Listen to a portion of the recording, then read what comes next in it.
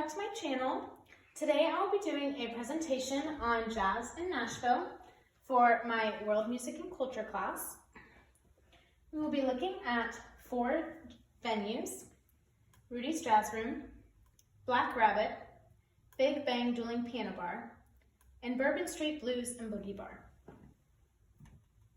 The 3 aspects in which we'll be looking at these venues is the genre of artists, so whether these artists classify themselves or others do as jazz or within the jazz genre, but then also the consistency of that genre at their restaurant, lounge, or bar, so how often they have these jazz artists coming to play, whether that's one week or every day, all day, every week. The second one, I put that at the bottom because I felt that that one would be the most important. The second one is the venue aesthetic, so whether it classifies itself more as an intimate restaurant, a loud bar, or a lounge. And then the other one that I felt was more of a minute detail is the overall theme, so whether that was a specific menu theme, the way the employee is dressed, and things like that. The first one we'll be looking at is Rudy's Jazz Room. The theme, I know personally from their menu, and you can also tell online, that they have a menu specific for like 1920s New Orleans, which also influences their aesthetic. It's definitely more intimate, as you can tell, because it is a smaller room.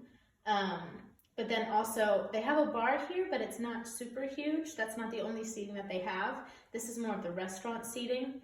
And then they have kind of lounge seating, which is specifically, it's closer to the stage, so that way these people can pay more attention to the ensemble members. And then the music. Most of the, as far as my research has shown, all of these artists classify themselves as jazz musicians or those in the jazz scene. They either do jazz standards or are high into improvisation or take pop, rock, or other types of music and put a jazz twist to it. All of these colors correspond to the same name. So this person is the same person playing the same time every Monday. Reggie Wooten, this guy right here, who is a bass guitar and electric guitar player, he plays at the same time every Wednesday. But then you also have those who play consistently at Rudy's, but at different times. So this person is the same. This person is actually a duet. It's a husband and wife, but then this is the wife's group. So she plays twice, but it's a different group. Yeah, so they have, they'll talk about the artist here if you click on them, and it tells you how much it would be at the door, how long they're playing. It does say that they play all day, but there are 30-minute breaks just for tear down and setup and things like that. The next venue that we'll be looking at is the Black Rabbit. The theme, they definitely characterize themselves more as a restaurant with jazz playing weekly. They definitely have a smaller venue. I know that there is seating up here as well as seating on the side, but as you can tell, it really is a small room. If they have a group playing, like you can see here on the left, this is a very common jazz setup. They'll remove this table right here and play right here with all their things over on that side. Their music, on their website, I clicked on the About area, and this last little sentence describes their music events that do happen weekly. However, when I clicked on it, this is a jazz group right here, but their upcoming show times obviously are not happening because of Corona, but I didn't even have an option to see their past performers or their events, so it seems as though this is more of a highlight as opposed to an everyday, you can always expect an artist to be playing. The Big Bang Dueling Piano Bar is definitely one of the more different venues out of this group that I've researched. Their theme, they are true to their name as a bar. They have a glorified alcohol area over here with a bunch of seating surrounding the stage, so that way everyone can be looking at it. The aesthetic is for parties.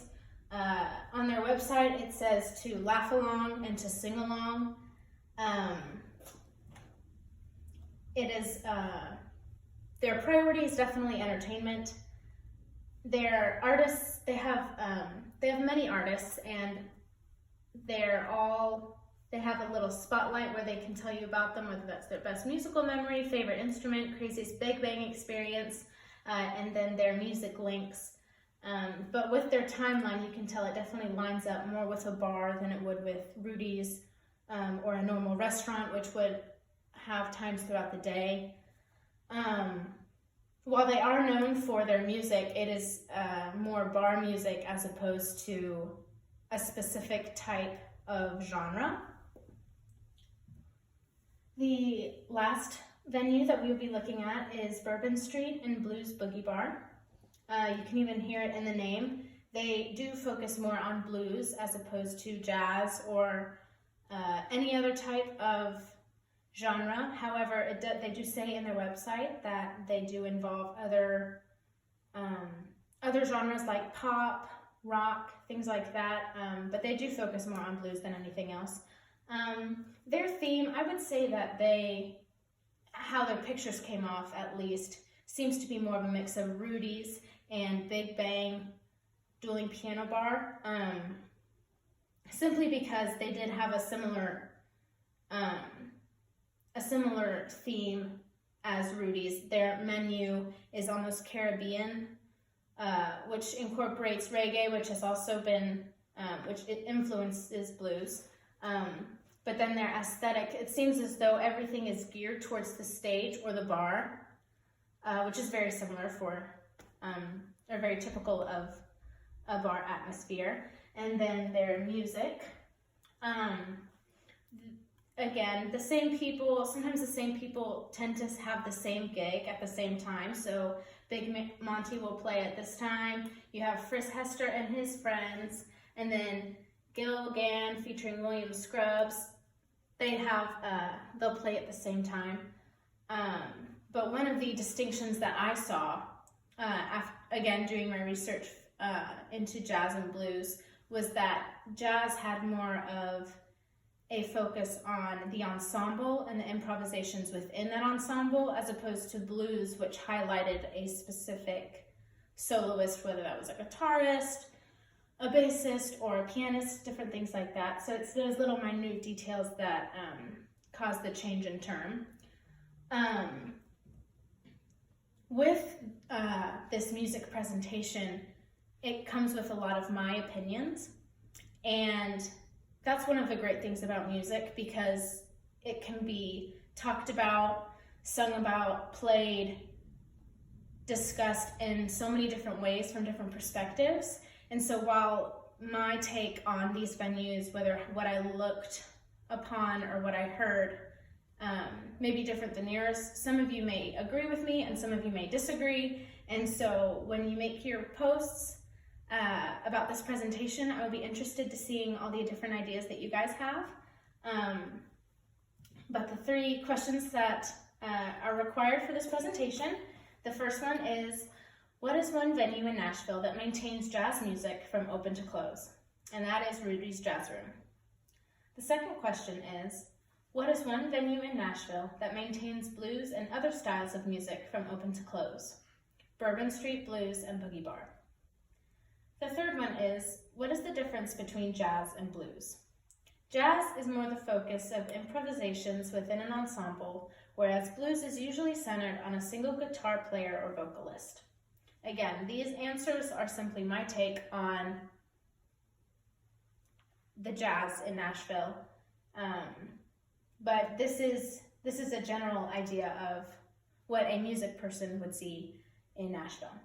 If you guys have any questions, I can't wait to hear them in the comment thread.